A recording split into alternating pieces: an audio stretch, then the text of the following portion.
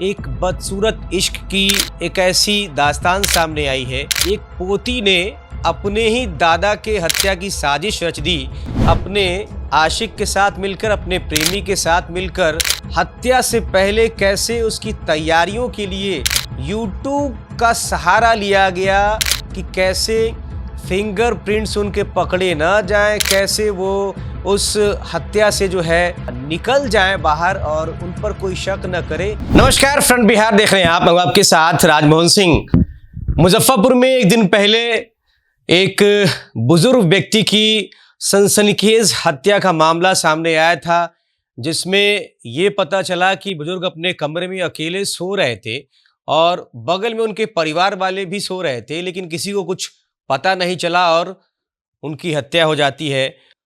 अब उस मामले का 24 घंटे के भीतर मुजफ्फरपुर पुलिस ने उद्भेदन किया है और ये जो खुलासा है, जो उद्भेदन है, ये चौंकाने वाला है। चौंकाने वाला इसलिए है क्योंकि इसमें एक बदसूरत इश्क की एक ऐसी दास्तान सामने आई है जो आपको हैरान, परेशान, विचलित कर देगी। एक पोती ने अपने ही दादा के हत्या की साजिश रच दी। अपने आशिक के साथ मिलकर, अपने प्रेमी के साथ मिलकर एकदम नृशंस तरीके से अपने ही दादा को मौत की नींद सुला दी और हत्या से पहले कैसे उसकी तैयारियों के लिए यूट्यूब का सहारा लिया गया कि कैसे फिंगरप्रिंट्स उनके पकड़े ना जाएं, कैसे वो उस हत्या से जो है निकल जाएं बाहर और उन पर कोई शक न करे। इसकी तैयारी के लिए यूट्यूब पर वीडियोस देखे गए और पूरी तरीके से प्लानिंग की गई। इसका खुलासा हो गया है।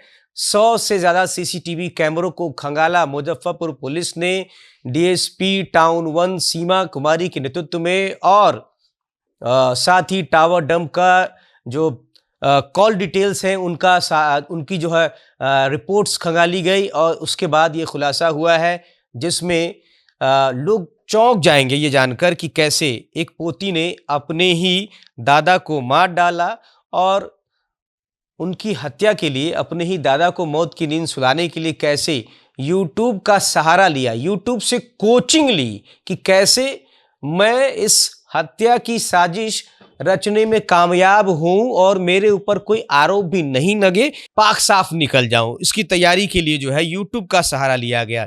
बता दें कि मुजफ्फरपुर के मिठनपुरा थाना क्षेत्र के कालीबाड़ी में एक दिन पहले बुजुर्ग कौशल किशोर गुप्ता की नृशंस हत्या कर दी गई थी, जिस मामले में पुलिस ने बड़ा खुलासा किया है। बुजुर्ग की हत्या किसी और ने नहीं बल्कि उनकी सगी पोती ने ही की थी। अपने प्रेमी के साथ मिलकर नाबालिग पोती ने ही अपने दादा को पहले ईंट से कूच कर मारा, फिर चाकू से कई बार वार कर हत्या कर दी। मामले का खुलासा करते हुए नगर एसडीपीओ 1 सीमा देवी ने इस हत्याकांड को लेकर हैरान करने वाली बातें बताई हैं। घटना के पीछे की वजह बताई जा रही कि बुजुर्ग दादा अक्सर अपनी पोती को गंदी गंदी गालियां दिया करते थे या उनका व्यवहार उसके प्रति सही नहीं था। इस बात को लेकर वो बहुत दुखी थी और बैड टच का भी आरोप जो है पोती ने लगाया है अपने दादा के ऊपर और इसी को लेकर जो उसने अपने प्रेमी के साथ मिलकर अपने दादा की हत्या की साजिश रच दी और सोमवार की देर रात उसने अपने घर वालों के खाने में नींद की गोलियां मिला दी। सब सो गए तो फिर दादा के कमरे में जाकर उनकी हत्या कर दी। और सबसे जो बड़ी और चौंकाने वाली बात है ये है कि इस हत्या की योजना बनाने में उसने यूट्यूब से मदद ली और उससे ही मर्डर का तरीका सीखा। आरोपी ने पुलिस को बताया है कि इस घटना से पहले उसने यूट्यूब पर हत्या का आइडिया सीखा।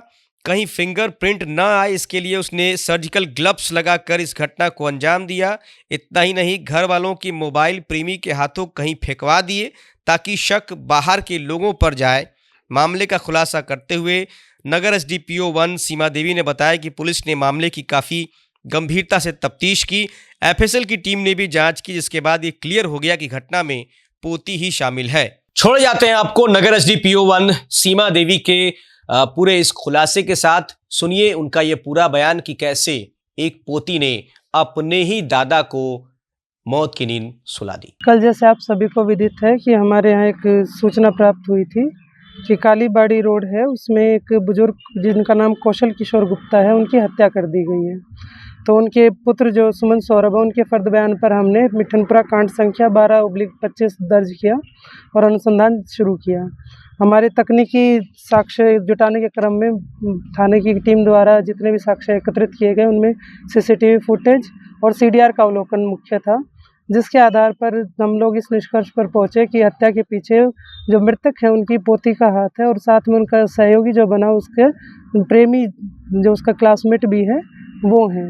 उन लोगों ने पहले से ही पूर्व योजना बनाई थी कि किस तरह से अपने दादाजी का मर्डर किया जाए और उसके पीछे रीज़न ये था कि दादा, जहाँ तक अनुसंधान में हमारे सामने आया या आस पड़ोस के भी लोगों का किया गया, कि वो गाली गलौज करते थे, थोड़े गुस्सैल टाइप के व्यक्ति थे। तो उनका पोती के साथ रवैया थोड़ा सा ख़राब था। उसी के चलते पोती ने सोचा कि क्यों ना इनको हटा ही दिया जाए, थोड़ा विक्षिप्त हो गई थी उस चीज़ से। तो उसको देखते हुए इन लोगों ने प्लान बनाया। दूसरा उन्होंने सहारा लिया यूट्यूब का। यूट्यूब पर उन लोगों ने वीडियो सर्च की किस तरह से मारा जाए और फिंगरप्रिंट ना आए इसके लिए उन्होंने सर्जिकल जो ग्लव्स होते हैं उसका प्रयोग किया गया और उनका प्रयोग करके चाकू की अरेंजमेंट की गई कि चाकू लाया जाए, उससे चाकू से गोदा जाए, ईंट से सिर पे भी वार हुए हैं और इस तरह से इन्होंने इस घटना को अंजाम दिया है। अफेयर है, दोनों ने स्वीकारा है कि क्लासमेट भी हैं दोनों, तो वो चीज़ सामने आई है। जिस समय सिर पे मैम वार किया गया था तो वो जो बुजुर्ग थे उनकी आवाज़ नहीं आई थी? घटना किस तरह से हुई थी कि जब ये लोग कमरे में एंटर किए तो वो जग गए थे।